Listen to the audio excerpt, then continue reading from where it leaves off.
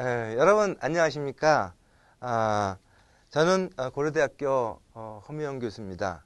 지금부터 엑스레이 결정학 공부를 시작하겠습니다.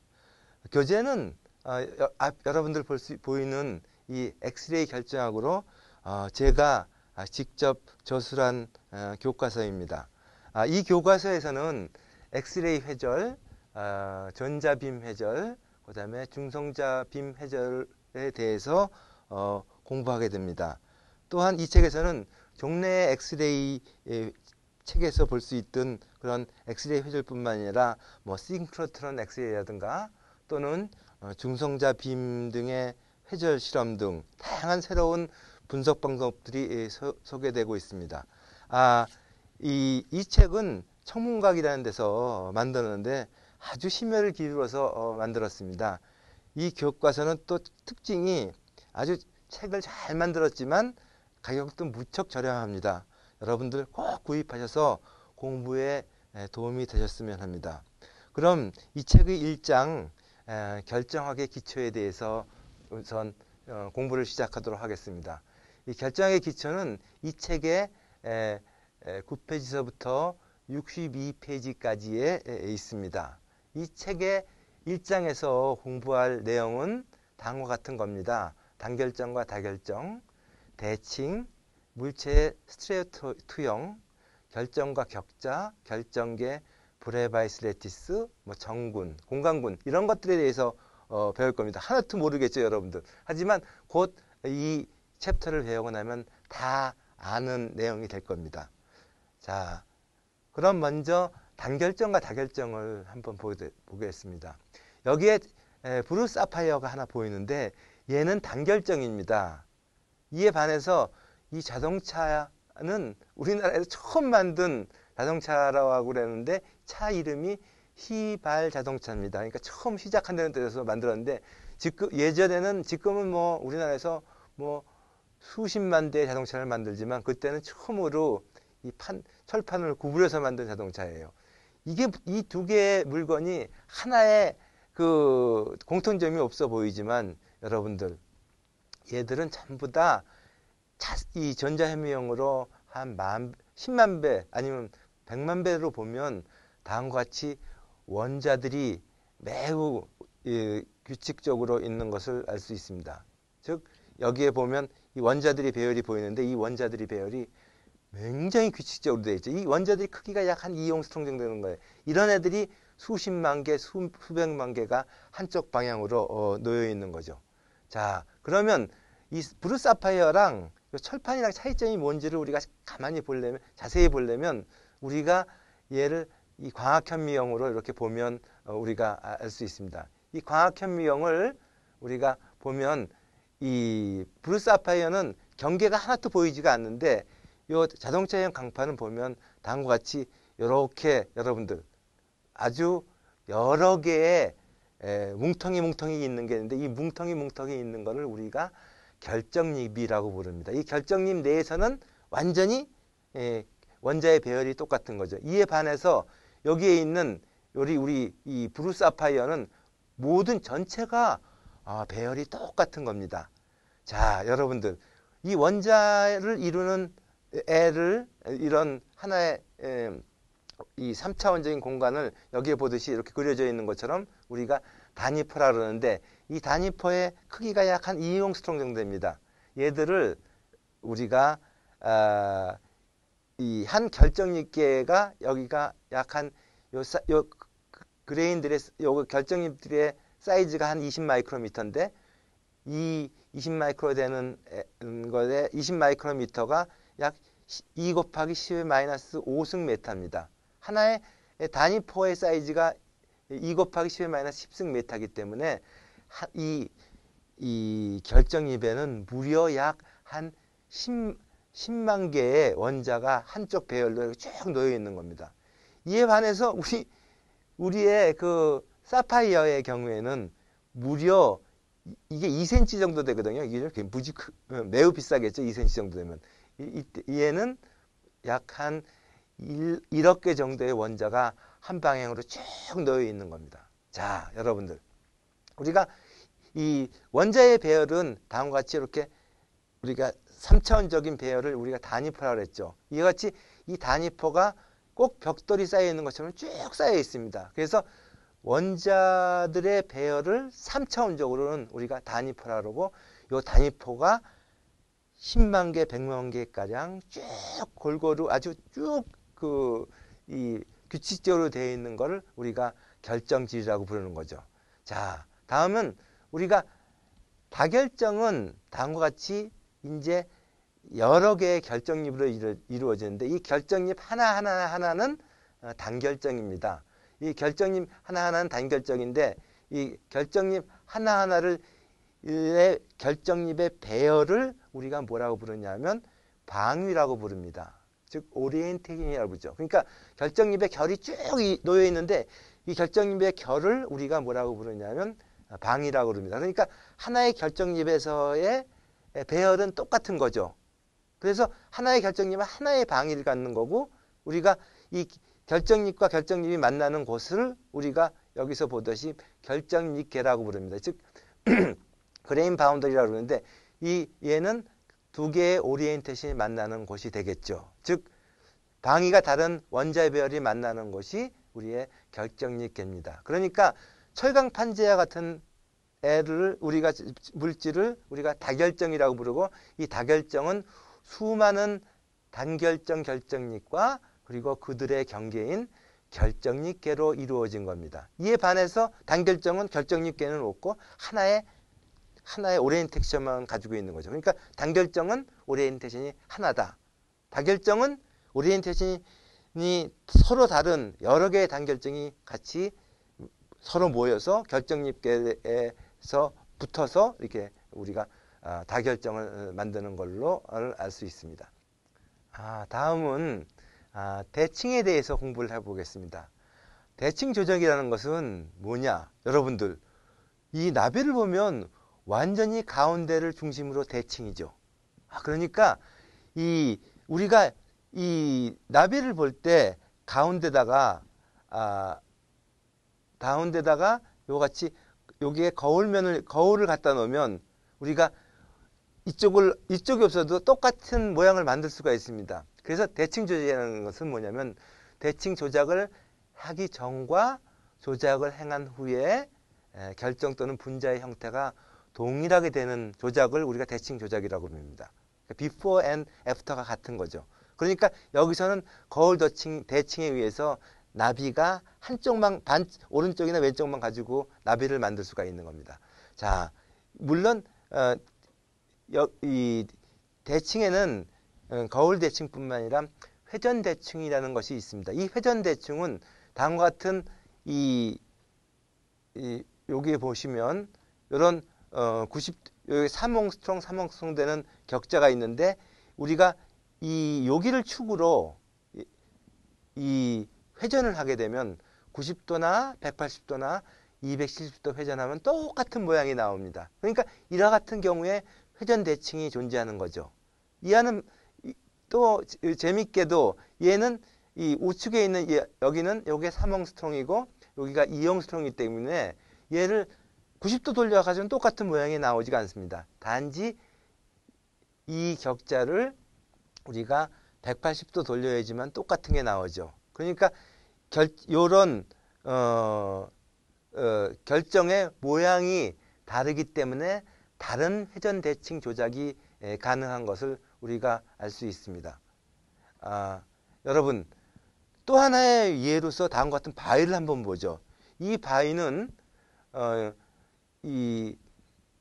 진짜 아주 불규칙하게 생겼기 때문에 얘는 어떤 대칭 조작도 존재하지 않습니다. 물론 여러분들 얘를 360도 돌리면 똑같은 모양이 보이는데, 이같이 360도 돌려서는 어떤 것도 다 똑같은 모양이 만들어지는 거죠.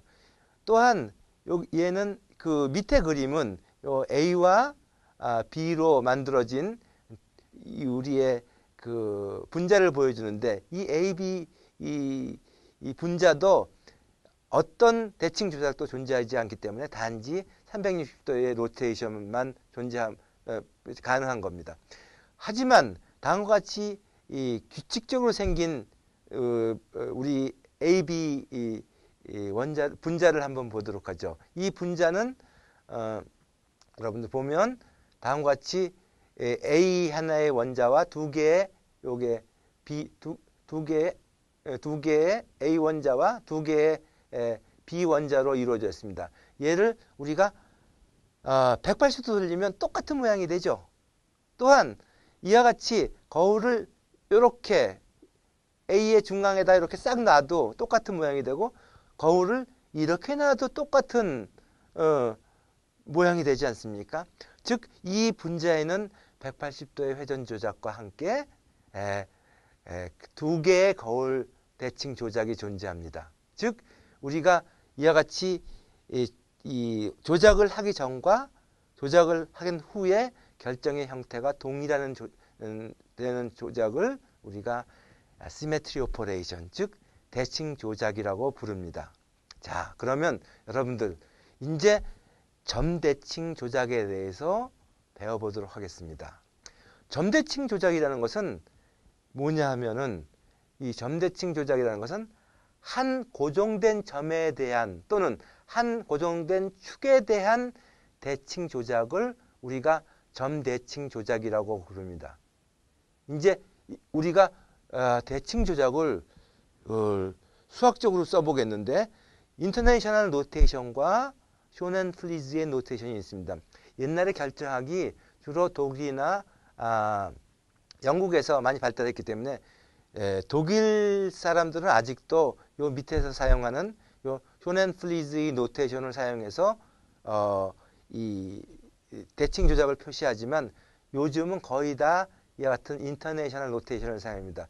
인터내셔널 노테이션에서 1, 2, 3, 4, 6, M, 1바, 3바, 4바, 6바 이런 것들이 점대칭 조작에 대한 거있고, 이거에 해당하는 쇼넨플리즈의 노테이션이 E, C2, C3, C4, C6, 뭐 C6 이런 것들이 다 요거랑 동일한 겁니다. 이거랑 6이랑, 그러니까 인터내셔널 노테이션은 6이라고 부르고, 그 다음에 쇼넨플리즈의 노테이션으로는 C6라고 부르는 거죠.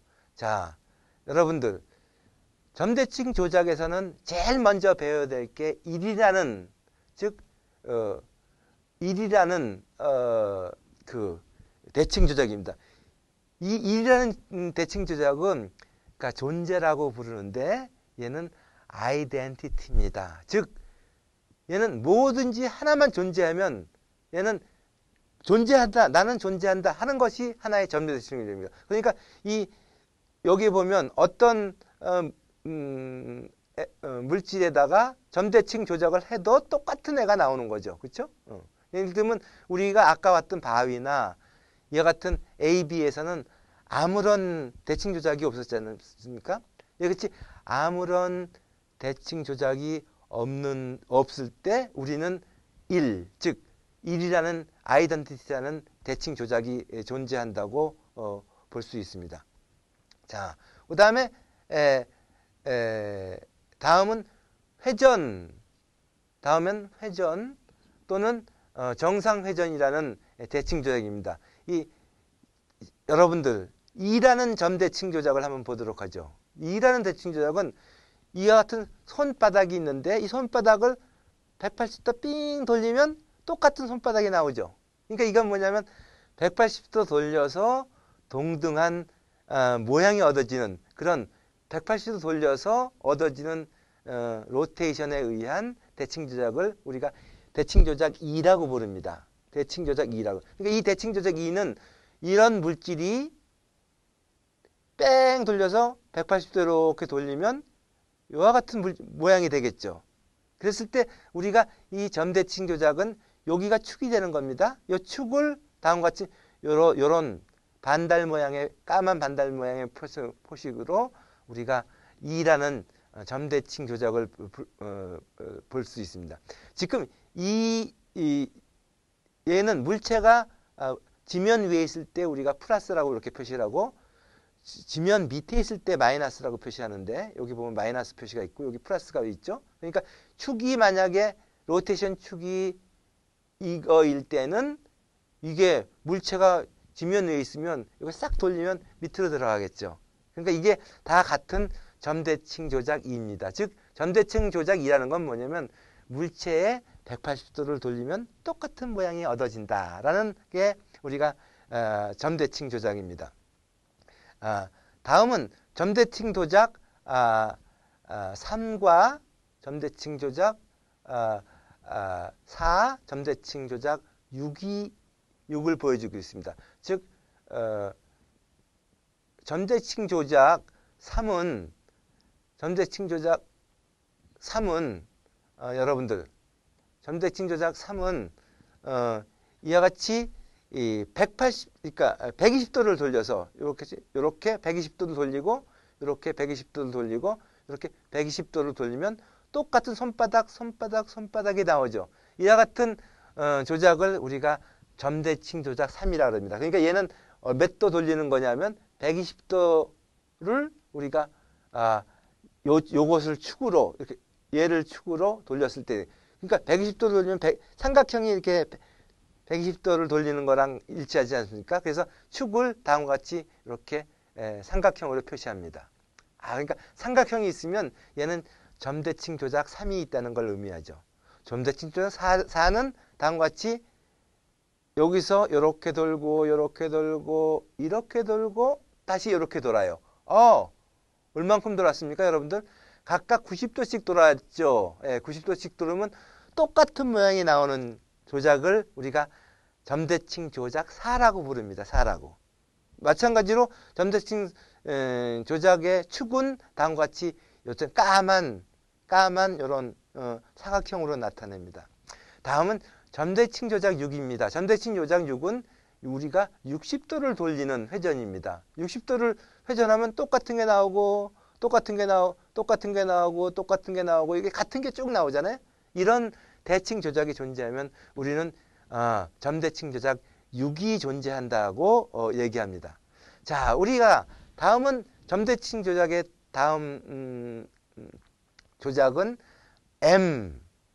미러죠.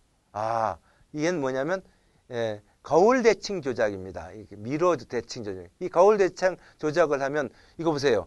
이쪽이 손을 이 거울이 여기에 이렇게 놓이면 이게 거울입니다. 이 거울이 이렇게 놓이면 여러분들 보세요. 요 끝하고 요 끝이 일치하게 되는 거죠. 이거 로테이션하고는 틀린 겁니다. 그리고서 손끝이 엄지손가락이 여기와 여기에 존재하잖아요. 그러니까 이렇게 됐을 때 우리가 여기에 거울 대칭 조작이 존재한다고 얘기합니다. 얘는 여기에 거울면이 존재하네요. 그러니까 물체가 위에 있고 또 물체가 거울이 있으니까 위가 되고 여기에 요 컴마 표시는 여기 보면 이렇게 컴마 표시가 되어 있죠. 여기에 거울이 있습니다라고 가르쳐주는 하나의 시그널입니다. 그러니까 점이 있으면 여기는 우리가 거울 대칭 조작이 있네라고 얘기하면 됩니다.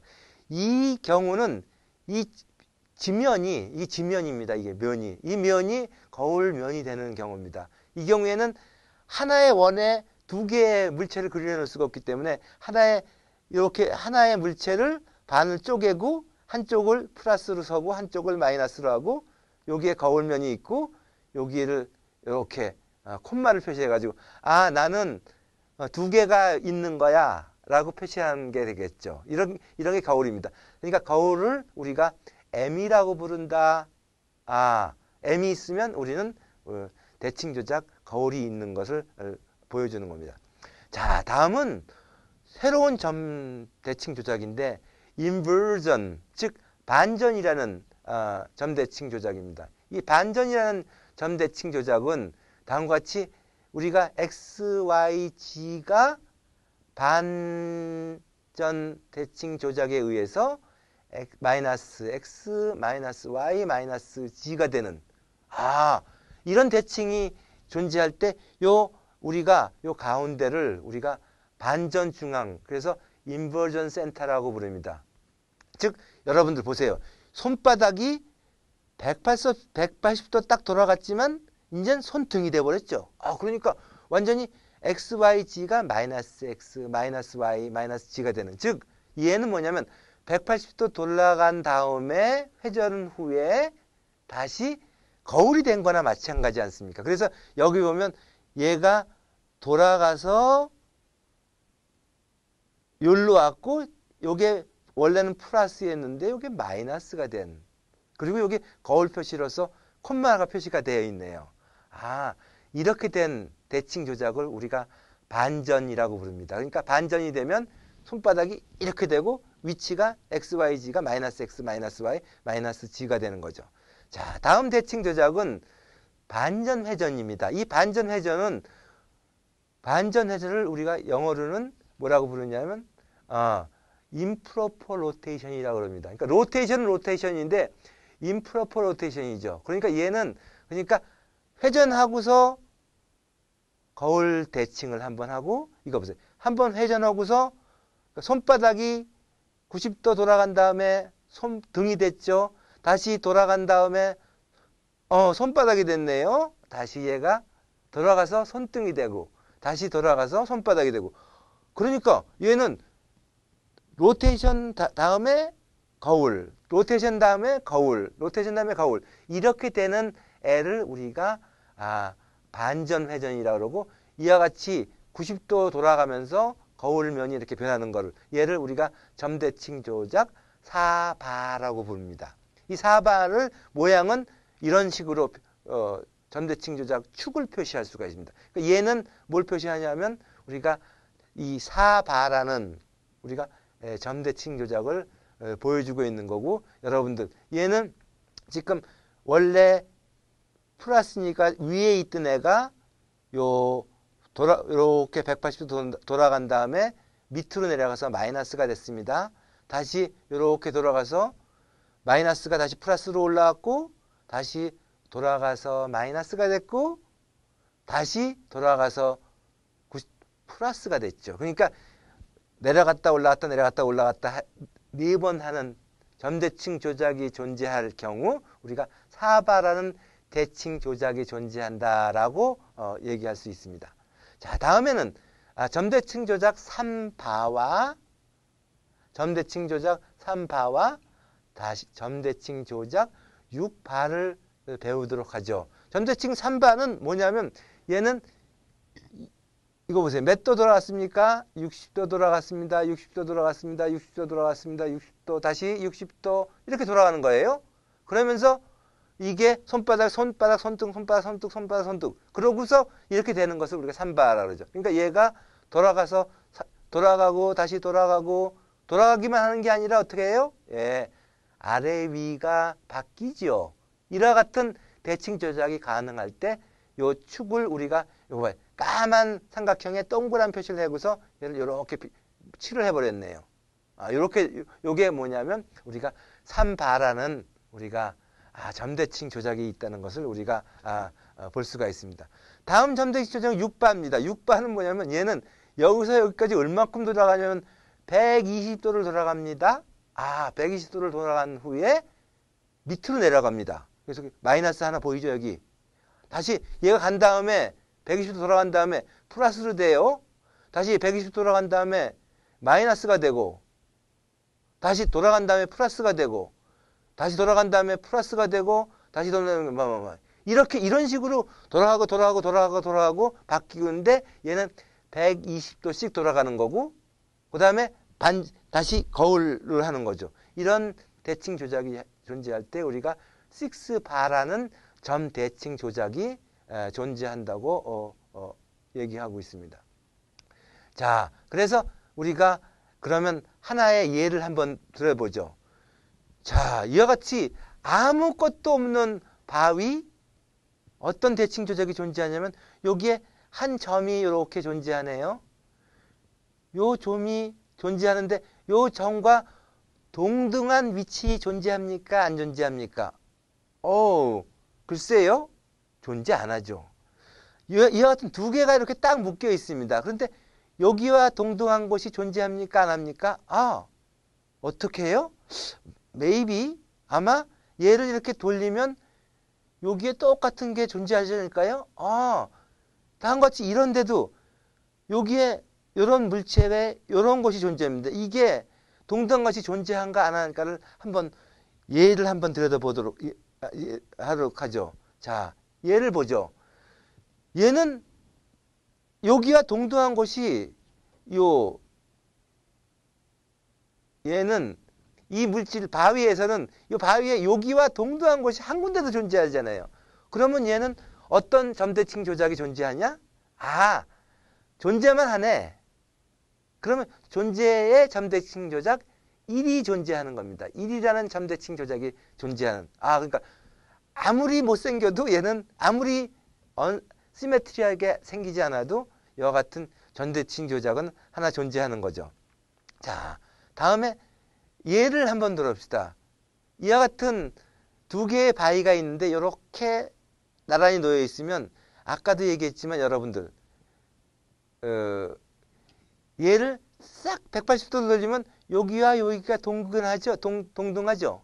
그러니까 이때는 이런 애들이 존재한다는 아이덴티티라는 점대칭 조작이 존재하고 얘를 180도 돌리는 회전 180도 돌리는 점대칭 조작이 우리가 2라 그랬습니다. 그러니까 여기서는 1과 2의 점대칭 조작이 존재합니다.